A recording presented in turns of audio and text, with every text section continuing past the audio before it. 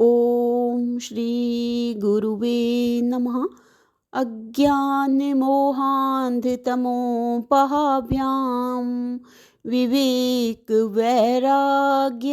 निधि प्रधाव्यां विश्वेशतत्त्वं प्रतिबोधिकाव्यां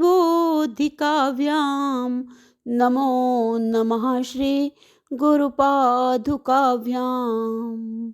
ओम पूर्णमद पूर्णमिदं पूर्णात् पूर्णम् उदच्यते पूर्णस्य पूर्णम् आदाय पूर्णम् एव अवशिष्यते।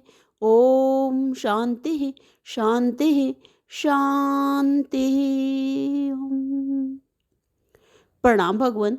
स्वामी अखंडानंद सरस्वती जी महाराज जी द्वारा विरचित साधना और ब्रह्मानुभूति से हमारा टॉपिक चल रहा है भगवान उदालक जी की साधना और समाधि को आगे कंटिन्यू करते हुए। तो बात चल रही थी कि भाई ये जो अहम है ये क्या है।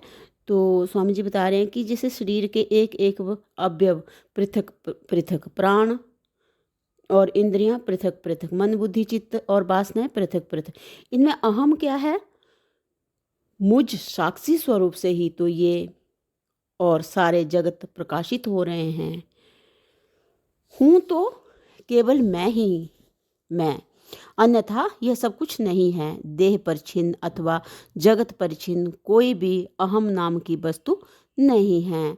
जो वास्तविक अहम है उसमें न देह है न जगत, बहुत वह तो विशुद्ध एक रस चैतन्य है जो वास्तविक मैं है।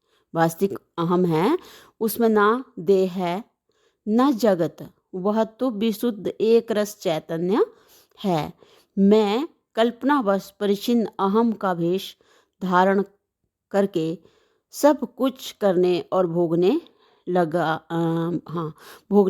उलझ गया। मैं कल्पनावश परिचिन्न अहम का भेष धारण करके सब कुछ करने और भोगने लगा उलझ गया। मान लिया कि मैं ऐसा ही हूँ, अब वैसा नहीं होगा। यदि मेरे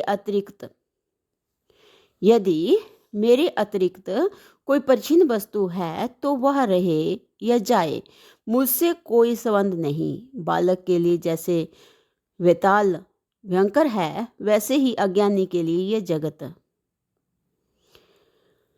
मैंने मृग तृष्णा में समुद्र देख रखा था। इंद्रियों को और उनके विषयों को जो हैं ही नहीं अपना समझ रहा था।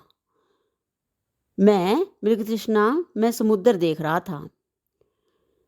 इंद्रियों को और उनके विषयों को जो हैं ही नहीं अपना समझ रहा था। वह अहम क्या था? वह दृष्टा, स्पृष्टा, श्रोता, घ्राता, रसियता और मनता कौन था? प्रश्न है। अज्ञान से ही तो अहम का रूप धारण किया था। ज्ञान से उसका मूल ही उखड़ जाता है, वासना का बीज शक्तिहीन हो जाता है, शरीर की क्रियाएं फलदान में समर्थ नहीं रहती। बस यही दुख का और संसारिक सुख का भी अत्यंतिक नाश है। बच्चे जैसे मिट्टी के खिलौने रखते हैं और उनके फूट जाने पर रोते हैं, वैसे ही चित्त वासनाएं रखता है और उनके प्रतिकूल क्रिया होने पर रोता है। दुख का निमित्त ही वासना है, परंतु तत्ववेता के लिए यह सब कुछ है ही नहीं। जो कुछ है अपना स्वरूप है। हे इंद्रियों, हे चित्त, तुम्हें तुम्हारी मूर्खता और तुम्हारा मिथ्यात्व मालूम हो गया। अपने व्यक्तित्व और अहंता को छोड़कर मुझ अनंत सत्ता में मिल जाओ। देखो देखो, एक रस अनंत परिपूर्ण विज्ञान आनंद घन स्वरूप मैं ही स्थित हूँ। अपने मूल और वास्तविक स्वरूप मुझको जानो। बस इसी में तुम्हारी कृतकृत्यता है। इस प्रकार विचार करते करते उदालक जी की अवस्था और बिगाड़ हो गई। ज्यों प्राक्तन संस्कारों के अनुसार कल्पित सत्य का आवरण दूर होने लगा, त्यों त्यों वे सत्य के निकट पहुँचने लगे। वस्तु तत्व उज्ज्वल रूप में उनके सामने प्रकट होने लगा। उन्होंने निश्चय किया, आत्मा का स्वरूप अनंत और असीम है।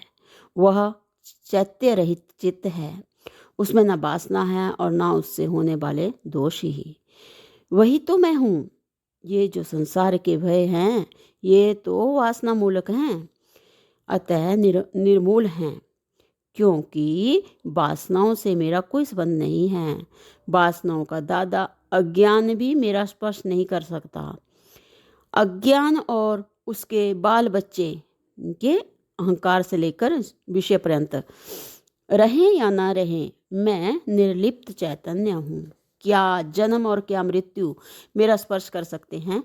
नहीं नहीं, सब कुछ एकमात्र अद्वितीय आत्म चैतन्य है। जब चित्त ही सबसे रहित सबका जीवन है, तब छोटे छोटे प्रतीयमान जीवन आभासों का क्या प्रयोजन है? और ऐसी स्थिति में मृत्यु का क्या भय है? क्या इसके अतिरिक्त और किसी दिव्य जीवन की आवश्यकता है? अजी, जीवन और मृत्यु मनोविकल्प मात्र हैं। मैं देह हूँ, यह भाव ही जन्म मृत्यु का कारण है। आत्मा में अहम भाव ही नहीं है, तब मृत्यु किसके? देह जड़ है, विचार द्वारा मन का नाश हो जाता है, फिर अहम भाव किसमें है? तीनों गुण प्रकाश, प्रवृत्ति और मोह के रूप में स्थित हैं। प्रकृति में विद्यमान है, ब्रह्म स्वरूप में नित्य स्थित है। इसमें कौन किसको अहम कहता है?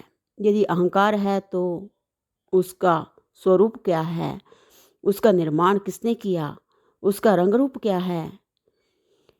किस वस्तु का विकार है?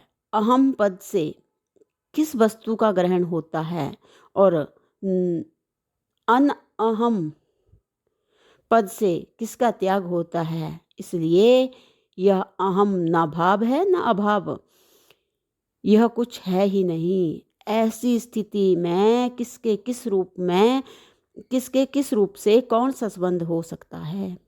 जब अपने से अतिरिक्त किसी भी वस्तु से कोई संबंध ही नहीं हो सकता, तब दूसरे का बोध, दूसरे का भाव अथवा दूसरे की क्रिया कैसे हो सकती है? बहुत ही सुंदर लाइन स्वामी जी बता रहे हैं कि जब अपने से अतिरिक्त किसी भी वस्तु से कोई संबंध नहीं हो सकता, तब दूसरे का बोध, दूसरे का भाव अथवा दूसरे की क्रिया कैसे हो सकती है? इसलिए द्वैत की कल्पना सर्वथा अज्ञानजन्य है और अलीक है। अज्ञानजन्य और अलीक है। मेरा अस्तित्व ब्रह्म का अस्तित्व है। मैं ही सत्य हूँ। इसमें अहम भाव और शोक के लिए व्याकुल स्थान नहीं है। जगत मन की एक प्रवंचना है और मन अज्ञान है। अज्ञान एवं उसका विनाश स्वयं ज्ञान भी मैं ही हूँ। अज्ञान एवं उसका विनाश स्वयं ज्ञान भी मैं ही हूँ। तो भगवान इससे आगे जो है वो अगले सत्संग से कंटिन्यू करते हैं। प्रणाम भगवान। ओम शांति ही शांति ही शांति ही। ओम।